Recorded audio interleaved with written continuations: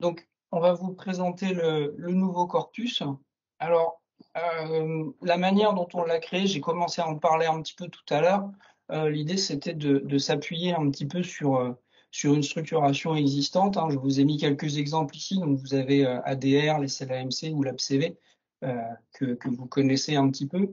L'idée, c'est d'avoir un point d'entrée et quelques documents transverses. Donc là, on verra ensemble tout à l'heure lesquels ils sont. Vous avez donc une strate qui est la strate SFG à proprement parler, avec donc l'ensemble des spécifications fonctionnelles. Vous avez des annexes techniques et fonctionnelles qui sont là un peu plus techniques finalement et qui sont pas du fonctionnel à proprement parler et qui vont rester un peu à part. Et puis vous avez les habituels guides d'intégration. Donc là, dans le cahier des charges, il y a le guide des fournitures et puis les API que vous connaissez. Donc l'idée, c'était de reprendre un petit peu cette structure. Et donc, au niveau cahier des charges, eh bien, qu'est-ce que ça donne?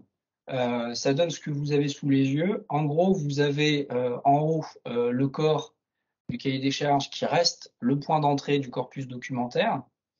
En document transverse, vous avez un document qui s'appelle GD, qui est en fait un document qui vous donne les clés de lecture pour vous naviguer convenablement dans le corpus documentaire.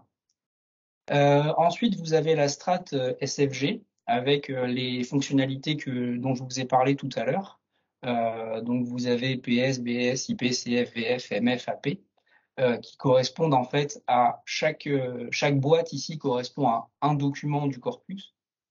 Donc, on a rajouté dans cette strate ce qui nous semblait relever également de la partie fonctionnelle. Donc, vous avez l'annexe 2 bis et son pendant, l'annexe 2. Et vous avez également deux documents qui sont des documents nouveaux. Alors, vous avez une cartographie fonctionnelle qui vous a été proposée, qui correspond en fait à une succession d'éléments, mais on y reviendra juste après, une succession de processus en lien avec la facture. Et vous avez un dictionnaire des données qui vous est également livré avec. Ce qu'on a appelé les annexes fonctionnelles et techniques, bah, vous les connaissez déjà. Elles ont quasiment pas bougé. Les annexes 1B, l'annexe 1, B0, etc. Tout ça, ça n'a pas bougé. Et les guides d'intégration ont eux également peu bougé, à part peut-être l'annexe. Si, ils ont bougé, pardon. Si, ils ont été vidés, pardon. Une bonne partie de leur contenu fonctionnel. Donc ça, c'est pour, en gros, la présentation de ce que vous avez reçu en juillet, du coup, si je ne dis pas de bêtises, juillet dernier.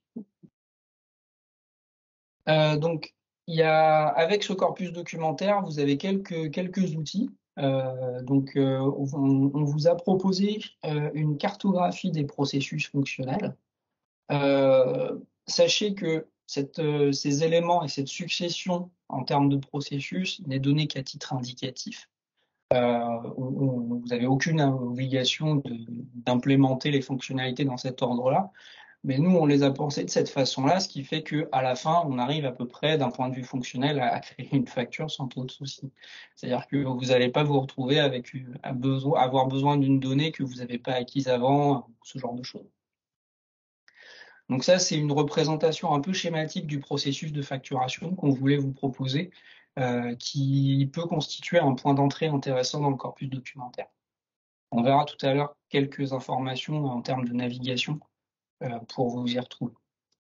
Je dirais que cette cartographie, c'est une vue d'ensemble de schémas que vous allez trouver dans chacune des fonctionnalités, les unes après les autres, PS, BS, etc., l'enchaînement que vous avez qu'on vous a déjà présenté précédemment. On y reviendra, mais ça vous permet d'avoir une vue sur une seule page. Alors là, ça semble tout petit. Ce qui est important, c'est que vous alliez la consulter dans son format. Dans son format sur ordi. Si vous voulez l'imprimer, il faut partir sur du A3. Enfin voilà, c'est quelque chose d'assez. C'est une map générale.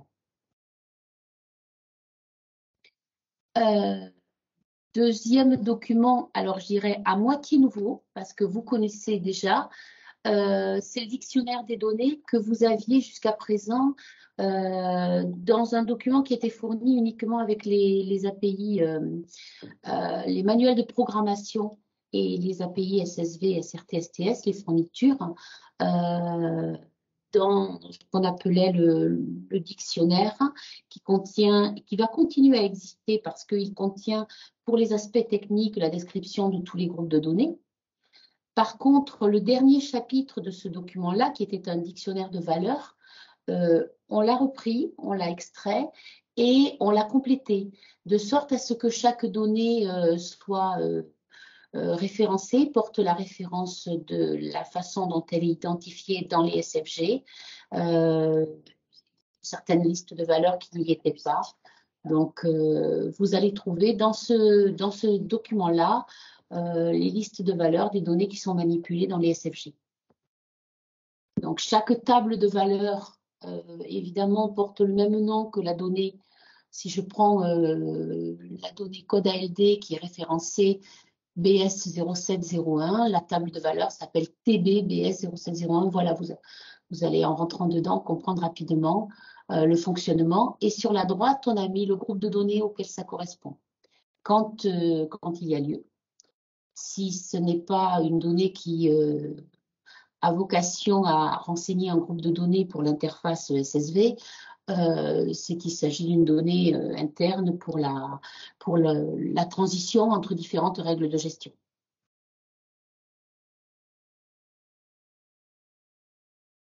Autre document complémentaire au SFG, on a extrait sous forme de tableau. Alors c'est un tableau en CSV que vous pouvez ouvrir dans Excel. C'est la liste de toutes les règles fonctionnelles, toutes les fonctionnalités cumulées, PS, BS, IP, CF, etc. Ce tableau-là, cette liste-là, vous redonne la liste de toutes les règles retriées par ordre alphabétique. Donc, vous ne savez pas où se trouve la règle, vous cherchez vous avez lu dans une documentation qui avait une référence à la règle RGBS 021. Dans ce tableau-là, par ordre alphabétique, vous allez la trouver. On vous dira que c'est dans la fonctionnalité BS et dans l'opération BS22. Et vous avez aussi, pour le PDF qui vous est livré, vous savez que vous allez chercher ça en page 58. Excusez-moi, je me permets de vous interrompre. Vous nous avez décrit 2 documents et ces 2 documents ne sont pas fournis dans le zip. Absolument. Ils seront fournis dans la prochaine version qui vous sera livrée très prochainement. Oui.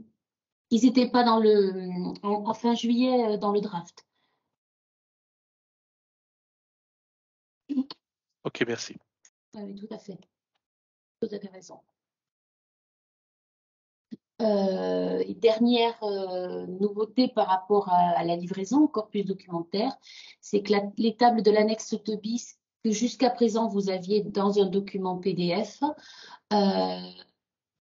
ont été extraites pour être fournies sous forme de fichiers CSV, en fait. Donc, le document PDF existe toujours. Il a pour vocation de décrire le format des tables. Vous avez les en-têtes de tableau. Vous savez, en termes de nombre de colonnes, comment chaque table est structurée.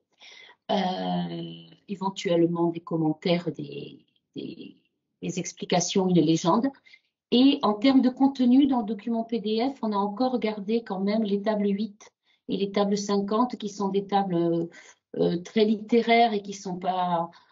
On n'a pas vu de valeur ajoutée à les mettre en CSV. Par contre, toutes les autres, vous les retrouvez dans un zip qui va contenir autant de points CSV que de tables. Voilà. Et du coup, j'ai fait un extract, voilà, la table 1 que vous connaissiez jusqu'à présent avec la liste des codactes en CSV. Voilà, on retrouve autant de colonnes qu'on en avait quand on l'a retrouvée en PDF. Donc, chaque table est référencée, s'appelle EF A2 T1, EF A2 T2. Chaque CSV porte le même nom. Voilà. Ça permet je pense qu'on peut s'y retrouver de cette façon-là. Et l'idée, voilà, et dans le PDF, quand je disais On retrouve, vous voyez sur la navigation sur la gauche, il y aura autant de têtes de chapitre que de tables comme avant, mais à l'intérieur de chaque chapitre, vous n'avez plus le contenu en lui-même des tables, juste son en-tête pour définir sa structure. Voilà. On a deux questions.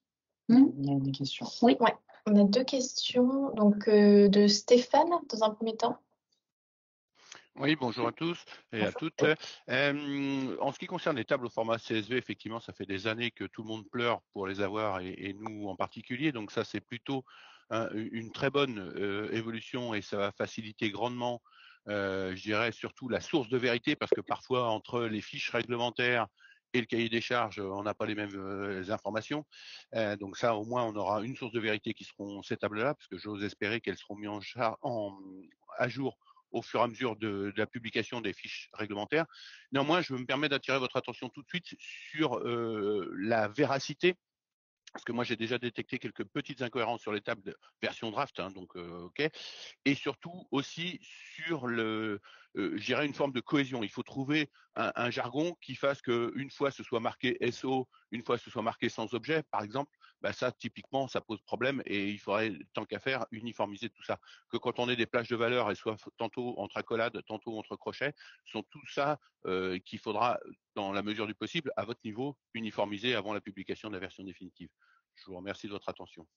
Tout à fait. C'est effectivement un élément important à prendre en compte. On est d'accord. Alors, on avait eu ce type de remontée à partir du draft en juillet. On a déjà œuvré dessus, donc j'ose espérer qu'on a amélioré. Peut-être qu'il reste des erreurs ou des oublis, mais on a fait le maximum. Par exemple, l'exemple que vous donnez, les SO majuscules, minuscules, les accolades ou les crochets. On a fait un maximum pour homogénéiser. Je vous promets pas qu'on ait atteint la perfection, mais oui, on a bien noté cette remarque et n'hésitez pas si jamais effectivement vous identifiez autre chose. Notre objectif est le même que vous. Absolument. Merci de prendre en considération effectivement notre problématique aussi. Oui, mais pour tout utilisateur. Et puis, j'imagine tout, utilisateur humain et puis utilisateur automatique, machine, il faut complètement. Merci. On avait une deuxième question de Marc F.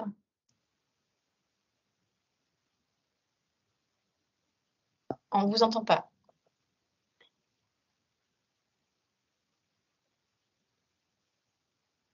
On n'entend pas, mais pourtant le micro est activé.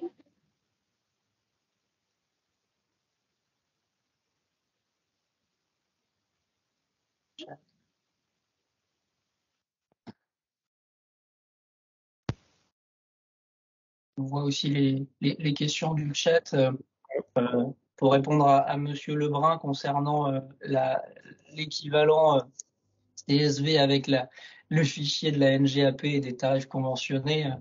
Oui, alors là, on est d'accord avec vous. On sait que c'est un besoin. Par contre, c'est pas dans le périmètre du GIE Sésame Vital. Et donc là, on peut pas vous aider, malheureusement.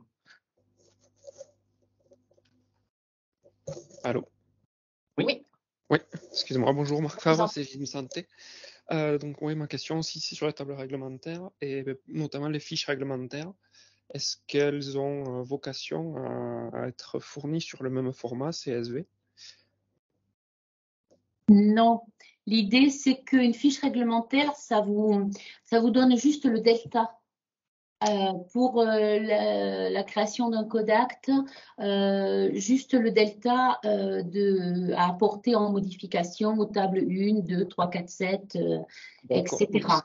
Donc on rejoint la question oui. que Stéphane, mon professeur, a demandé.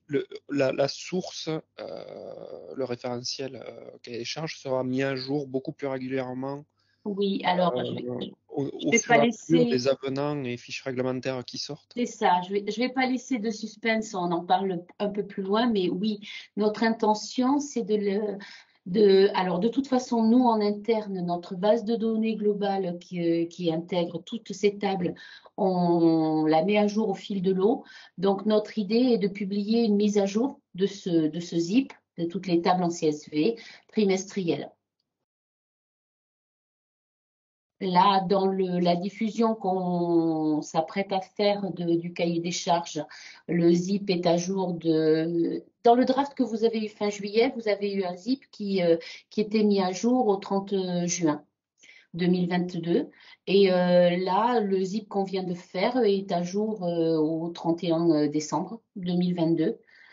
Donc voilà, on intègre au fil de l'eau les publications VFR.